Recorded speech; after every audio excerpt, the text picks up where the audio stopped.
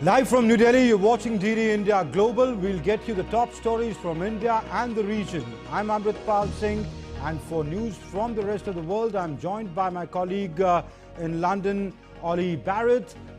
Good to have you, Ollie. How are you doing? Hello, Amritpal. I'm well, thank you. It's 12:30 PM here in London, 1:30 across Central Europe. Coming up in the next half an hour, Bangladesh's Prime Minister resigns, responding to disorder here in the UK, and keeping dogs cool in Spain. First, the headlines. Bangladesh Army Chief confirms that Prime Minister of Bangladesh Sheikh Hasina has resigned, says interim government to be formed soon, a national government to be formed soon. Indians have been advised against travel to Bangladesh. Anti-immigrant protests on the rise in the United Kingdom. Protesters clash with police outside the hotel housing migrants. War clouds hang over West Asia. US says military moves in to de-escalate tensions.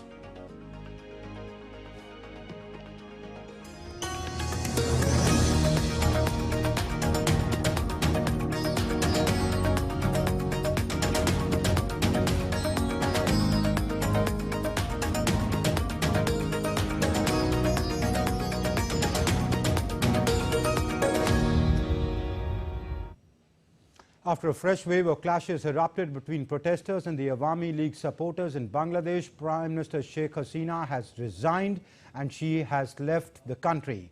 Bangladesh Army Chief General Waqar-uz-Zaman announced that Prime Minister Hasina has indeed tendered her resignation officially, and a national government would be formed soon, in a matter of hours, in fact. In a televised address to the nation, General Waqar-uz-Zaman, who also addressed a press conference, urged citizens to keep their trust in the Bangladesh Army, asserting that the defense forces will ensure peace in the coming days.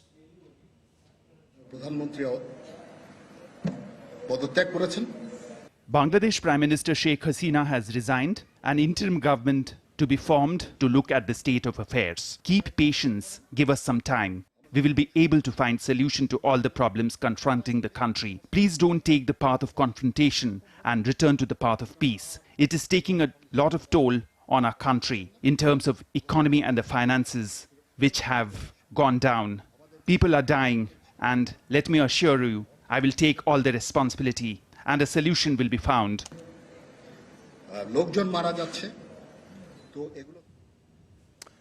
And protests and violence began last month after student groups demanded scrapping of a controversial quota system in government jobs.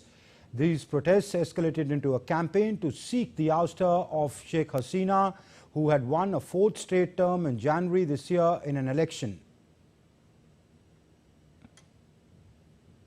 And in view of the ongoing developments in Bangladesh, Indian nationals have been strongly advised against travelling to the country till further notice. The Ministry of External Affairs said that all Indian nationals presently in Bangladesh are advised to exercise extreme caution, restrict their movements and remain in contact with the High Commission of India in Dhaka.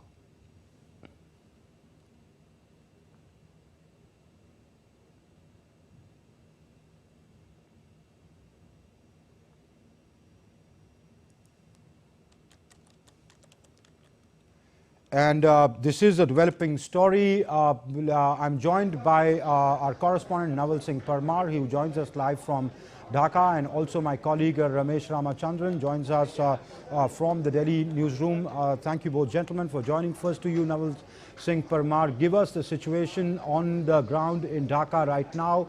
When I was talking to you a little while back, you were saying that not just student leaders, not just protesters, but a lot of common people have come out on the streets of Dhaka. The numbers would be in thousands, could even be, you were saying, close to about 1 lakh. Give us a sense of, what the situation there is. Are people still out on the streets? And what is the mood of the people? Has anger turned into jubilation, or does the threat of violence still persist?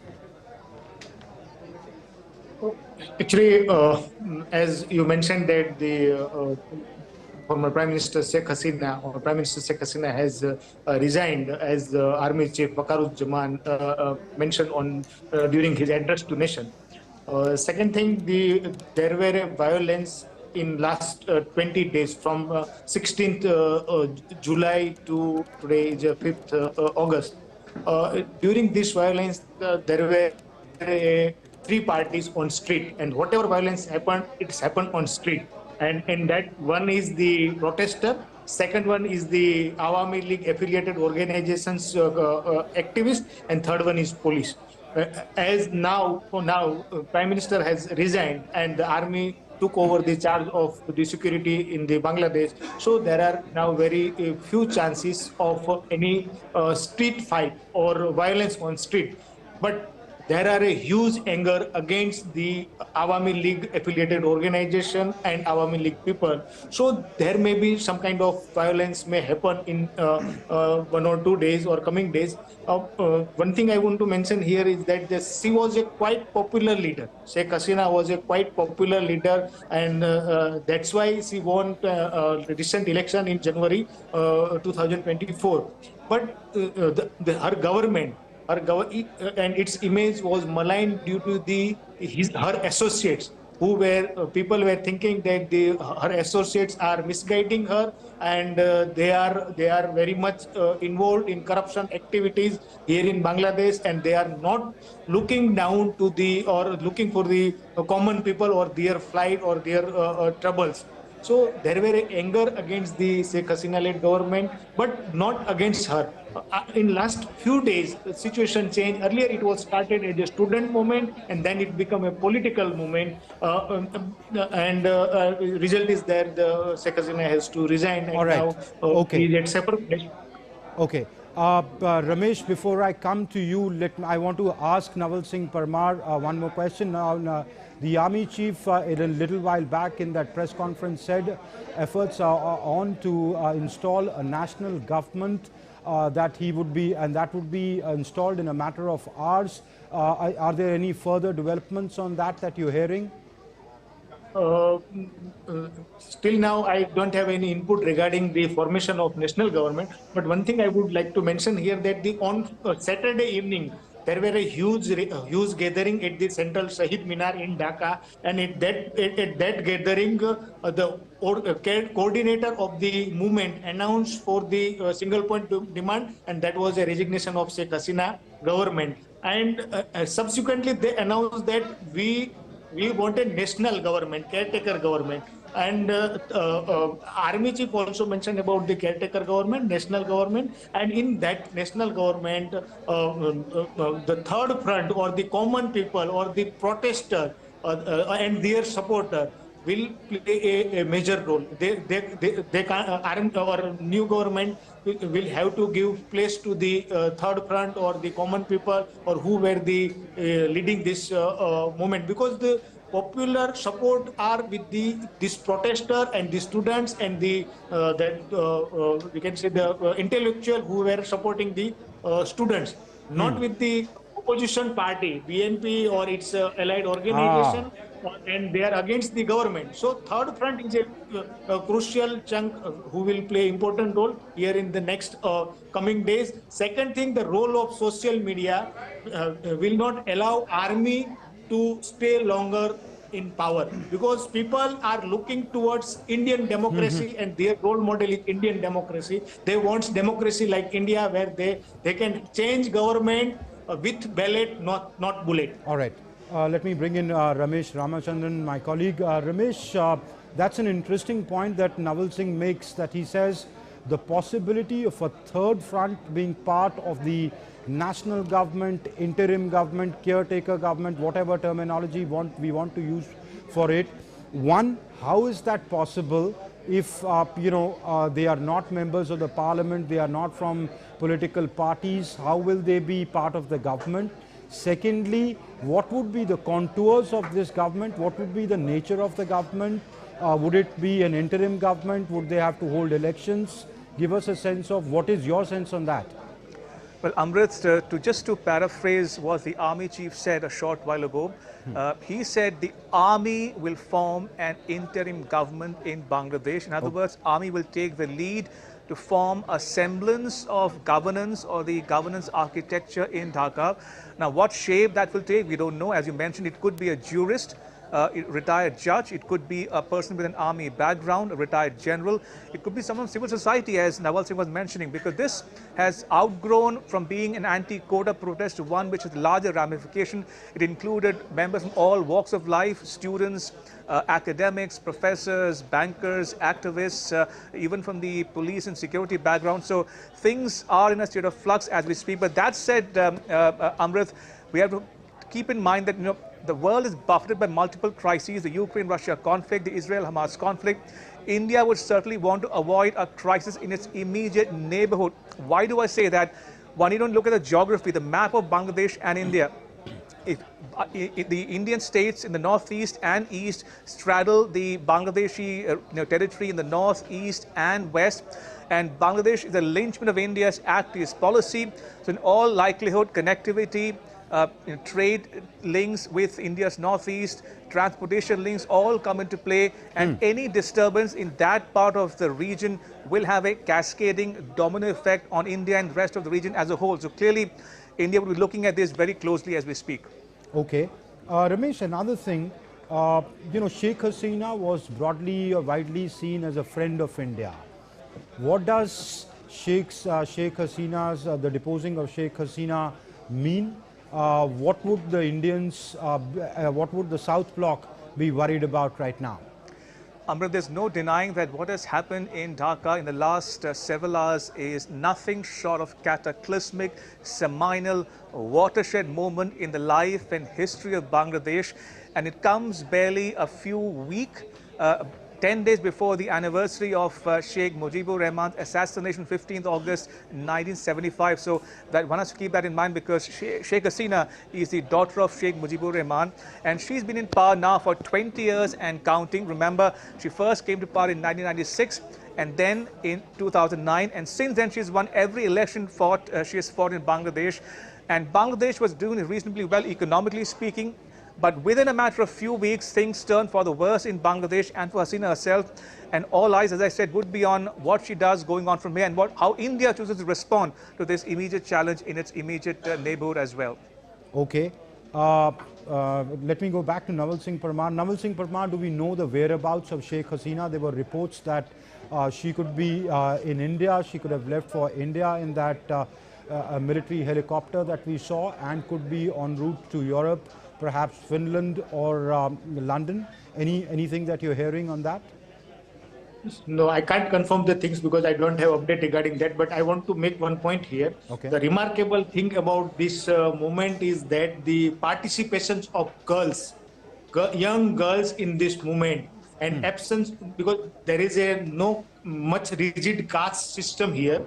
Absence of caste and presence of the girl participant in the movement was a remarkable. And second thing, it was like a class division were there. Class division is there. Poor and common people were there on this street, and the huge presence of girl and women in last 20 days I have seen on the street of Dhaka. That is very remarkable. All right. So the girl power removed the woman Prime Minister. Thank you, Nawal Singh and Ramesh Ramachandran, for joining me and giving perspective to that story. It's a developing story. We'll keep following that and bringing you updates as and when they happen. But there are protests taking in other parts of the world as well. Violent protests seem to be intensifying across Britain. My colleague Ollie Barrett now joins us from London to give us more on this and other stories making headlines around the world. Ollie, it's over to you. Yes, Amritpal, we've seen anti-immigration rioters clashing with police outside a hotel used to house asylum seekers. as one episode of disorder that we saw across Britain on Sunday. Rioters there were hurling objects at officers attempting to protect the hotel amidst a wave of unrest across the country. Violent disorder has been seen in several towns and cities after the spread of misinformation about a mass stabbing last Monday in the northwestern English seaside town of Southport. We're so intolerant as a nation. I don't think the people that are perpetrating these are representative of us, and yet that's how we now appear to the world, and that's very upsetting. The protests are mainly focused on violence. They are not peaceful protests, so I wouldn't even call that protests. I would just call that maybe like devastation and vandalism, really. Well, UK Interior Minister Yvette Cooper is vowing there will be consequences for those involved in the wave of violent disorder in England, promising that those responsible will face the full face of the law. Disgraceful scenes of criminal violence and thuggery in some of our towns and cities. There is no excuse for that kind of behaviour, throwing bricks at police officers, the targeting of mosques, the looting of shops. It was total disgraceful criminal behaviour. And we should be clear, there will be a reckoning. Those criminals will pay the price. There have already been hundreds of arrests. We have made clear to the police they have our full support. Now, as Iran threatens to retaliate against Israel for the alleged killing of Hamas leader Ismail Haniyeh, the US and its allies are trying to de-escalate tensions in West Asia. President Joe Biden's called a meeting with his national security team on Monday to assess the latest developments in the region. The White House also says President Biden will hold a discussion with King Abdullah of Jordan on Monday, aiming to address rising tensions. And Israel's Prime Minister Benjamin Netanyahu has accused Hamas of delaying a peace agreement to end the Gaza conflict and free captives. At a cabinet meeting in Jerusalem, Netanyahu said although Israel accepted an initial framework for a deal, that Hamas, he says, keeps insisting on further modifications. The simple truth is that until this moment, Hamas has not agreed to the most basic terms of the outline.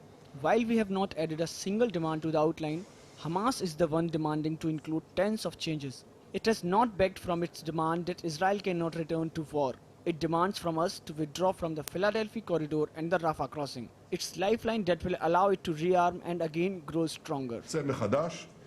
The group of 7 major democracies are urging restraint and de-escalation in West Asia, saying that recent events threaten to ignite a broader conflict in the region. In an official statement, the G7 members urged all involved participating parties to refrain from perpetuating the current destructive cycle of retaliatory violence, to lower tensions and engage constructively towards de-escalation.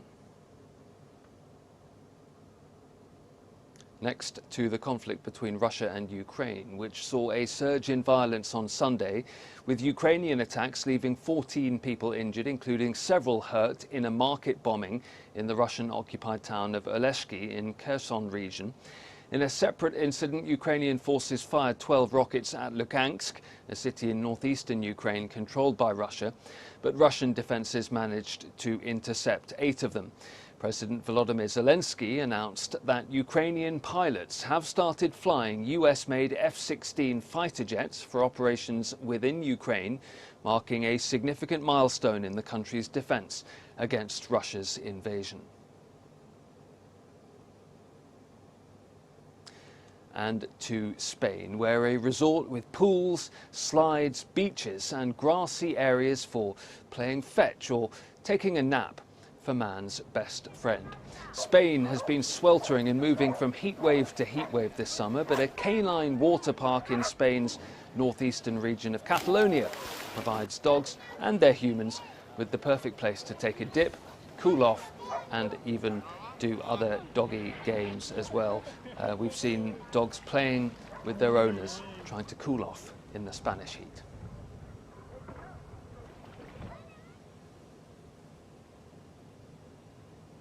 It's a dog's life, Amritpal. Back to you. Yes, indeed, it's a dog's life, but that's a good way to sort of beat the heat. Many thanks, Ollie, for joining us and bringing us that update from London. And still to come on DD India Global, Indian President Draupadi Murmu reaches Fiji on the first leg of a 6-day visit.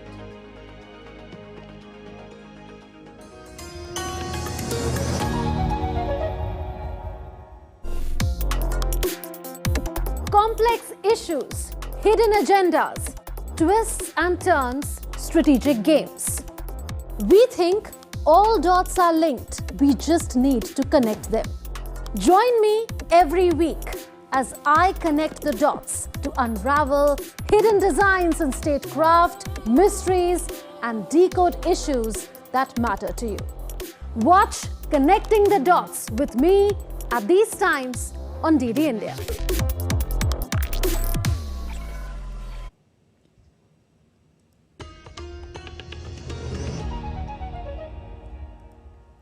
Welcome back. You're watching DD India Global. I'm Amritpal Singh. India's President Draupadi Murmu has reached Fiji on the first leg of a 6-day three-nation tour. She was welcomed by Fiji's Deputy Prime Minister. On her arrival in Nadi, President Murmu was welcomed as the guest of honor in the Fijian way with a message, Bula Vinaka. President Murmu will meet her Fijian counterpart and also the Prime Minister, and she'll also address Fiji's Parliament. She will also visit the Siva Subramania Swami Temple, a symbol of cultural ties between the two countries. The President is further scheduled to visit New Zealand and the Democratic Republic of Timor-Leste. She will meet with the President and the Prime Minister of both nations. This tour of the President aims to boost India's Act East policy and its outreach to the countries in the Indo-Pacific. And let's now take a look at other stories making news around the world. Protesters in Nigeria have forced the police to use lethal action to end the ongoing demonstrations against reform policies of the government. Nigeria's President Bola Tinubu on Sunday had appealed to protesters to suspend the protests.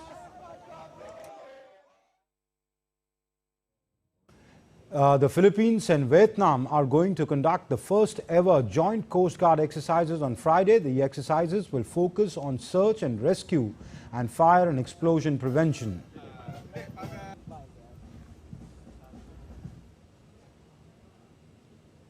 Indonesian police and customs have arrested two people allegedly linked to a marijuana smuggling case on Monday. The drugs were en route from Thailand to the United Kingdom through Indonesia. Around 113 kilograms of marijuana worth around $1.5 million was seized during the operation.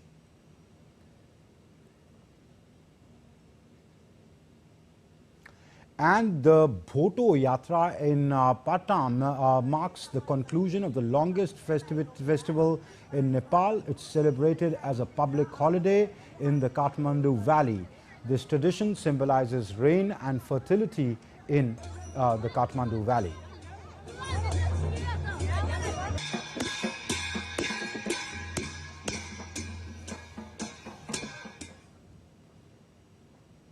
And that's all in this edition of DD India Global, but do let us know your thoughts on the news of the day.